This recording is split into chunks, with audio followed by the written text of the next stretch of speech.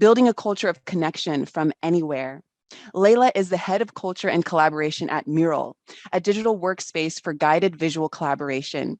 She's a champion for the remote first and hybrid remote approach to team collaboration and regularly contributes to many of the leading courses, conferences, and publications on the future of work. She has worked remotely since 2014 as one of MURAL's 900 plus employees distributed across 29 countries, empowering the company's rapidly growing team to successfully connect and collaborate from anywhere. Laïla's background is in UX design, having worked on digital product design at Hano and educational workshops at Hyper Island. She's based in Switzerland and fluent in English, Italian, French, and Spanish. And it is my pleasure to moderate this conversation. So let's just jump right in. Welcome to the summit, Laïla. We're looking forward to what you have to share about connection and collaboration in a hybrid workplace. But before we jump into questions, is there anything else you'd like to share about your personal or professional journey? Hi, Mariella, and hi, everyone. So fun to be here. And what would I like to share about my personal journey? Well, all I can say is that it has been a not straightforward line. You know, when you have these lines of what creativity looks like, and then it's never a straight line. It's all over the place. So that's been my personal journey in my professional life. I have a degree in interior architecture. I didn't really use it. I'm a self-taught graphic designer, and then I went into UX design, and I then moved into people operations and now culture. So it's messy, but it's good. I love it. It's messy, but it's good. Let's put that on a t-shirt. Also, I just love that you're highlighting the non-linear journey. As you know, I really support these dynamic perspectives that we can bring to the workspace and to our personal lives. I often say we can't talk about the professional without talking about the personal. So thank you for giving us that background there. Now, I have the $1,000,000 question. Can you tell us how hybrid or distributed work arrangements will impact future workplace roles? Yes, we have been hearing hybrid a lot, right? It's this big hot buzzword that we're hearing and seeing on LinkedIn and Twitter and all these articles. I'd say that the first thing we have to realize about hybrid is that everything has to be digital for it to work, right? In order for it to work, it doesn't really matter if you are fully remote or if you're in person, if you're working synchronously or asynchronously, you need to be able to switch and go digital at any time and work in one of those models. The other thing that comes to mind is that employers really need to provide the option of working from anywhere if they want to continue to attract the best talent. And I say work from anywhere rather than working from home, because that's already going to be like a competitive advantage towards, you know, there's like the option of you have to come to the office every day, or you can work from home twice a week, or you can literally work from anywhere and it's up to you. And we have these hubs or offices that you can come to. And we're already seeing this in the aftermath and the continuation of the Great Resignation, right? Where all these people have spent time during the pandemic to reevaluate their lives and redefine their priorities. And you're seeing people going to the jobs that allow them to be more flexible. So those flexible working policies are really going to impact the hybrid model. And on top of that, what we're also seeing is companies improving their benefits packages too, right? So it's not just the flexible work, now it's everything. So those are two things that come to mind. On top of that, I mean, there are so many benefits, I think, from, you know, allowing people to work from anywhere, but I would also say that there are some things that companies need to be careful about. So adapting the ways of working and like aligning on, you know, can all these roles be done in a hybrid way? Is that something that we as a company agree to? What are we going to do in order for people to allow them to do that successfully, and also without providing without making the workload too heavy that then we're leading them towards exhaustion and burnout, because that's even harder to keep track of. So we know from research that people who work remotely tend to be more productive, and that's great, even though many companies still don't believe that. It is there, it is proven in research.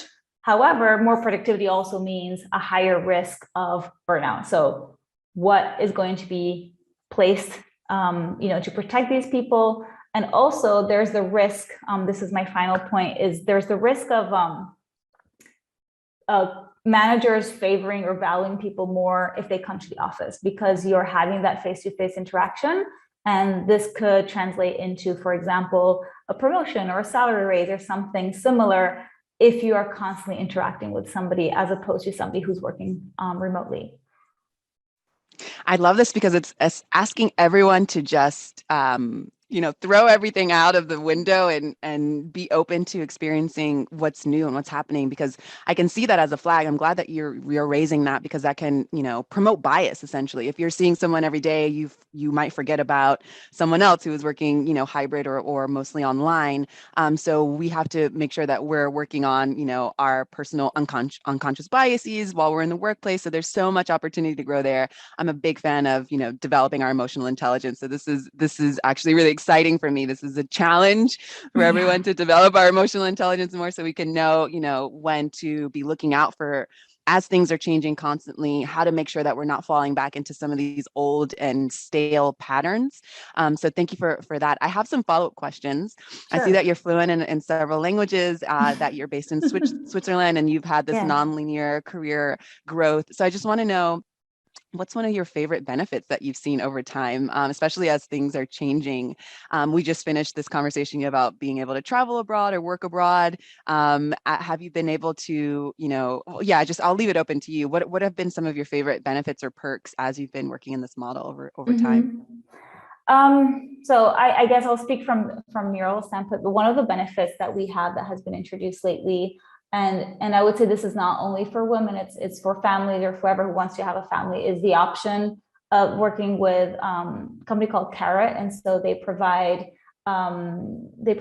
companies employee support if they want to have, now I'm like, how do I say this in English? But if you're struggling to have a child and you want the in vitro help, or you want to like freeze your eggs, or that kind of benefit that is something super interesting I never considered before, that your employer would be able to help an employee become pregnant if you want. It kind of goes against, like, if you think of how companies were before and still are, unfortunately, a bit like there's this bias against women who want to have children and who are pregnant and who are planning to. It's like you may not hire somebody who then may go on maternity leave, right? So having a company actually offer that benefit and be like, we're going to do all that we can to support you to become pregnant, I think is incredible. I think it's incredible as well. Yes. Yeah. Thank you for highlighting that. And so there's something else that you brought up in your first response, just of how we all need to make sure that we're taking care of ourselves. And even though studies show that we're able to be more productive, blah, blah, blah, we can also run into burnout. So I want to know, how do you, Laïla, practice, setting your boundaries and your limits so that you can try to avoid burnout? And of course, we might have our waves, but how do you try to, make sure that you can, stay at bay from burnout? Mm-hmm. So the first thing I will say is I have experienced, I think, symptoms of burnout without having gone into full-blown burnout. And that doesn't mean that it's better not to have a full-blown burnout, but you still struggle with whatever symptoms you have. And so having experienced that at least twice, I know now what the triggers are in my body. So I've become more attuned to that. And I'm thankful for that, because now I know, okay, when this happens in my body, when I get like rashes on my face, or I have other issues, insomnia and these kind of things, I know that I'm working too much and I need, or maybe my life overall, it's not just work, it's the work-life balance that we talk about often is not balanced, right? So what I do is I try to say no to meetings. That's not like an easy one. I just say no to meetings that I don't have to be in. I also block out time in my calendar. Whereas like clearly you're not going to be able to schedule a time with me here. And I use Calendly as a tool for people to schedule calls with me. So I'm also very careful there. It's all about like time management, which I used to be terrible at and I'm getting better at. So saying no has been a huge thing, and just saying like, oh, I should not be involved here. I'm not really making an impact. And ruthlessly prioritizing everything else. Like there's so many other things that you could do. It's like, what are the 3 things that I'm going to focus on? Doesn't always work. but that's something I do. I've started a more or less regular yoga practice for myself. And I know that when I do it, I feel better. I feel more at peace with myself. I'm very interested in breath work now, so I'm looking into that. And then, yeah, I try to, connect with friends and take breaks and do all these things. We started a wellness at MURAL initiative where I'm working with not just myself, just actually other people who do sessions for like meditation or yoga or journaling or these kind of things that then anybody else can join. And so I'm a big advocate for that at the company as well. I love that. First, thank you for your transparency because, it's kind of like a taboo topic, this burnout topic, and, lots of us are experiencing it wherever we are on the spectrum. So I really admire, your transparency there, saying, burnout in general is real, and it's not better or less than if you are less lower up on the spectrum. So thank you for that clarification. And I love the highlight of listening to your body, because sometimes we're like we're in these squares and we're all day looking at this computer and we forget that we have a whole body to love and to just bring into the work. So I love that you're able to implement that, and I know some folks needed to hear that. That's why I needed to jump into that question on burnout. So I appreciate thank you. that. There's definitely one advantage I would say of going through this pandemic is that mental health has become a topic that is less taboo, especially in the workplace. So that has been hugely helpful. And at MURAL, we've also led burnout sessions just to talk about how to identify burnout as a manager in yourself and in your team, and having those topics regularly, having even like a talking circle. And we're not experts. I'm not a therapist. I would never, say I can figure this out on my own, but it's definitely something that we talk about when necessary. Beautiful, beautiful. All right, so let's jump into a day in the life of Laïla. So what does a typical day look like for you as head of culture and collaboration? Yeah, so as you mentioned, I'm based in Switzerland, and most of my team is based in the US and also a lot in Argentina, where you are, because MURAL started in Argentina. So we have like 160 people there. But my team specifically, they're more in the US. So my mornings are very calm, and that is like me time. It's my personal errands, groceries, doctor appointments, all those things get done in the morning. And I'm not a parent, so I'm more flexible, I would say, than if I had children. And then I can also use that time to answer messages, emails, those kind of things, deep work. And then I would say from like 3 p.m., so Central European time onwards, that's when like my back-to-back meetings start, or collaborative sessions or workshops or webinars like now. So that's how it's affected. My manager, just so you know, like I'm 9 hours ahead of her, so she'll come on at like 5 p.m. my time.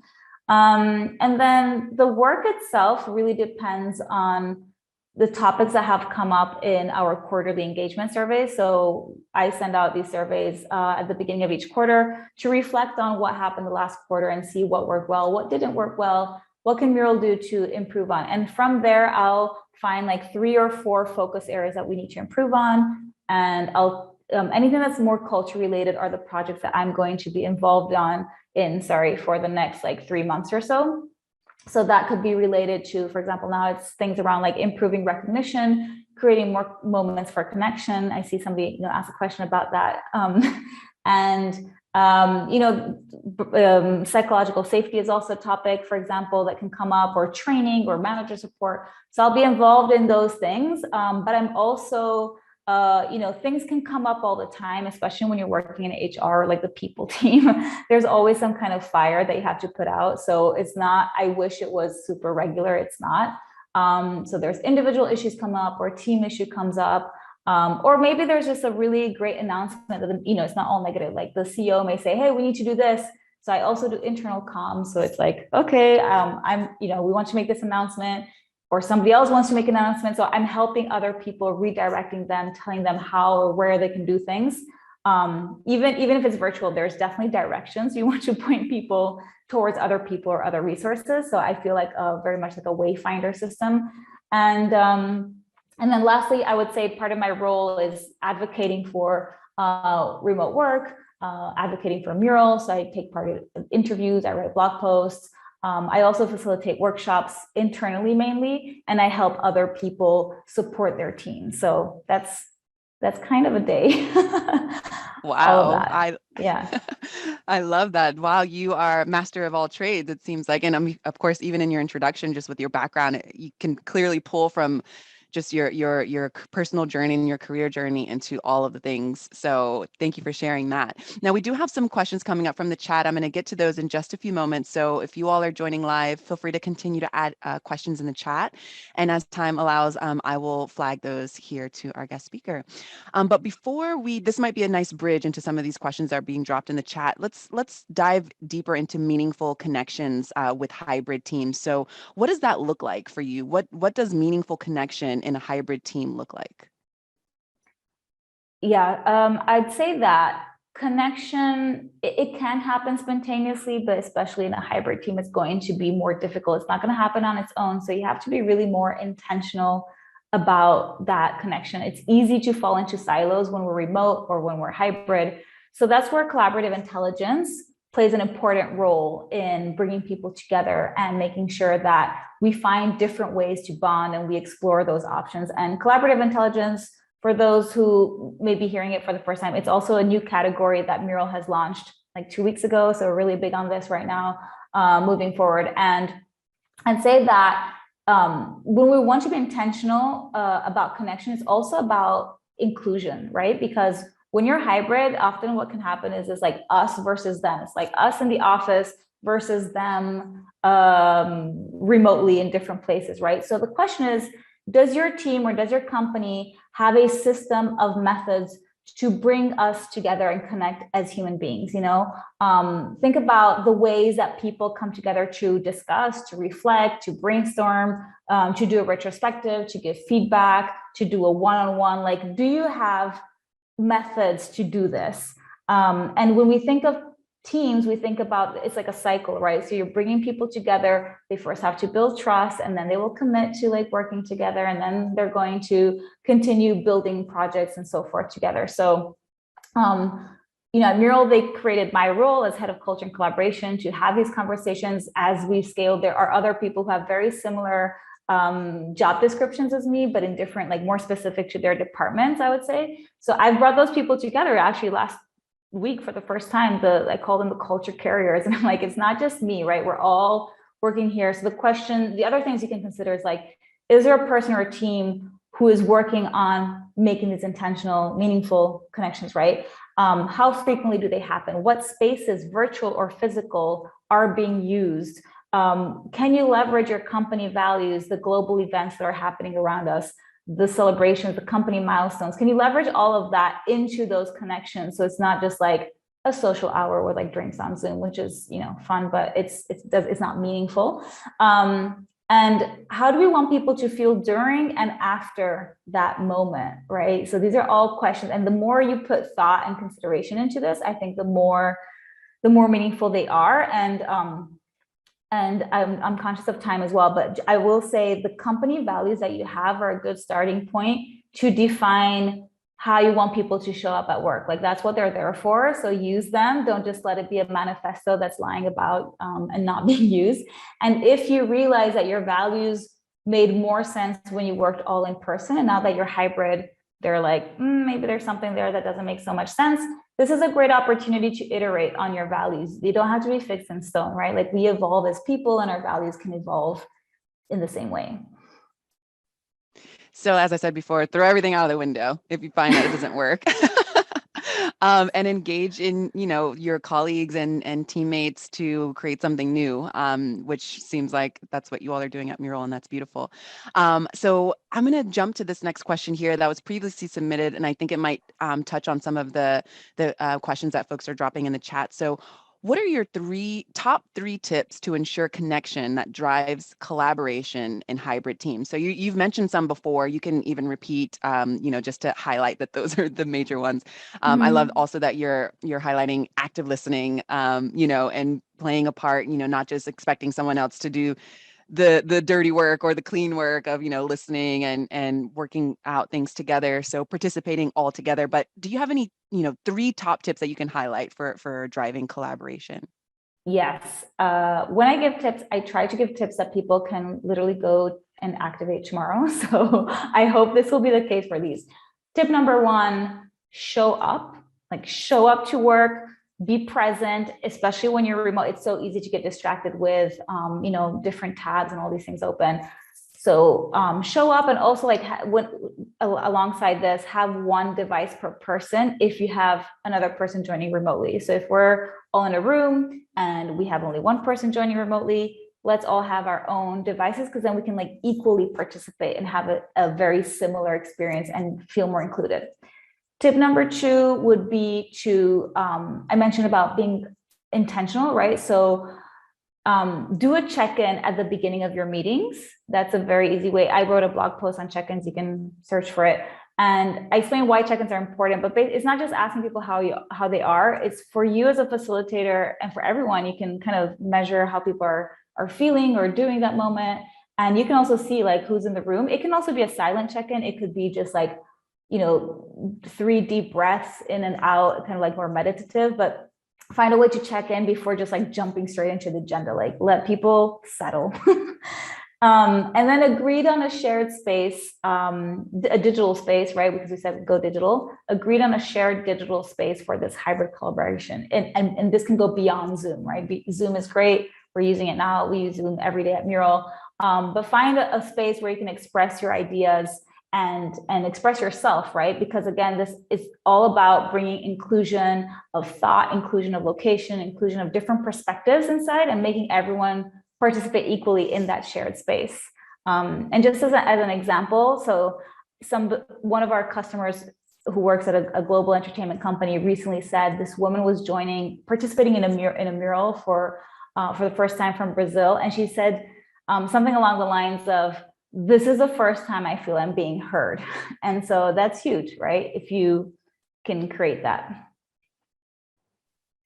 Yes, I threw an emoji up because I respect that. And belonging, right? I encourage more people to add the B behind the DEI, B, however you call it.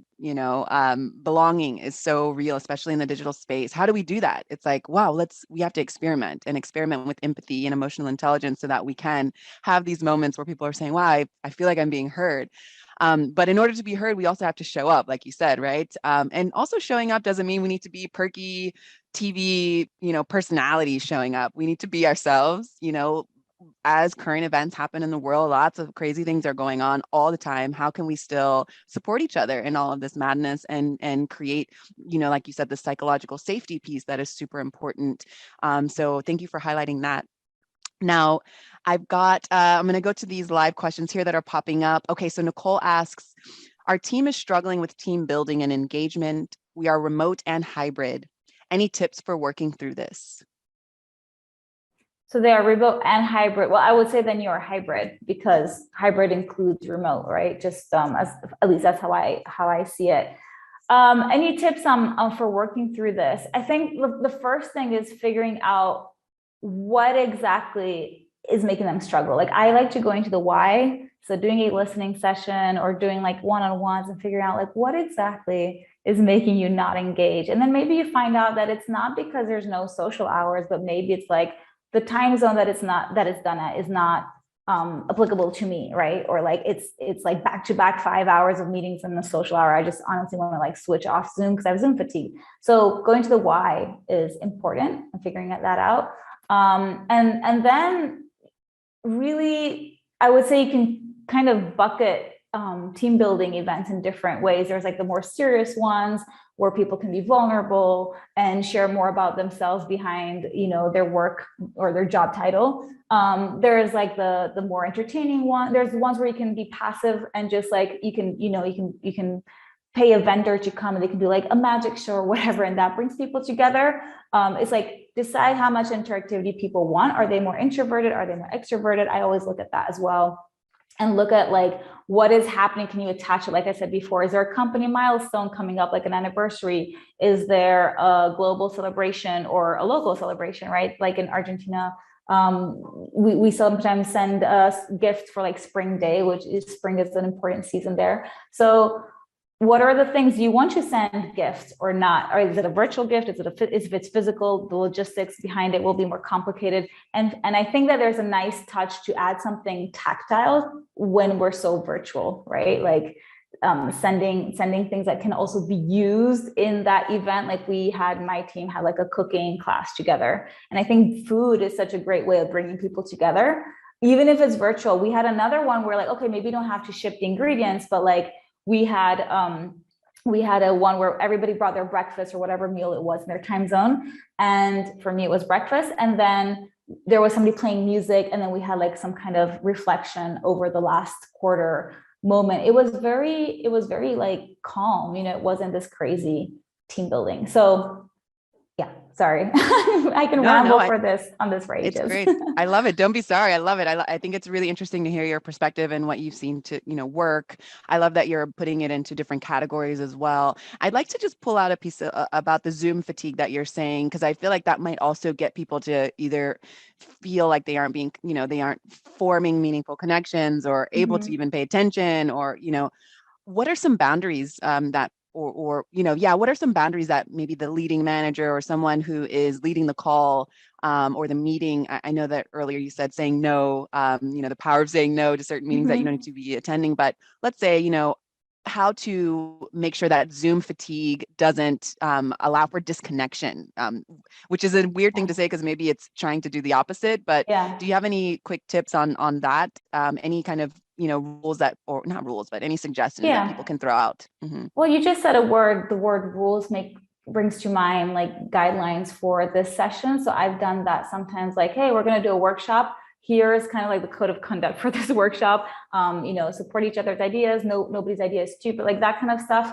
Have maybe some guidelines for the meeting. Another thing we had at Mural was a rule of, if a meeting does not have an agenda in the calendar, you don't have to join. You can message the organizer and say, hey, there's an agenda missing, but then that has, created a habit of people writing an agenda and thinking and being intentional and be like, oh, okay, here's my agenda. And then when you do the agenda, you realize, actually, this stuff at the beginning, we can do as pre-work asynchronously. Therefore, you remove some time in Zoom and you can send out, in our case, it's often a mural, but it could be something else that you send out and say to people, here, just collaborate in this space and add your ideas, read them over before the meet, kind of like homework, right? But like pre-work.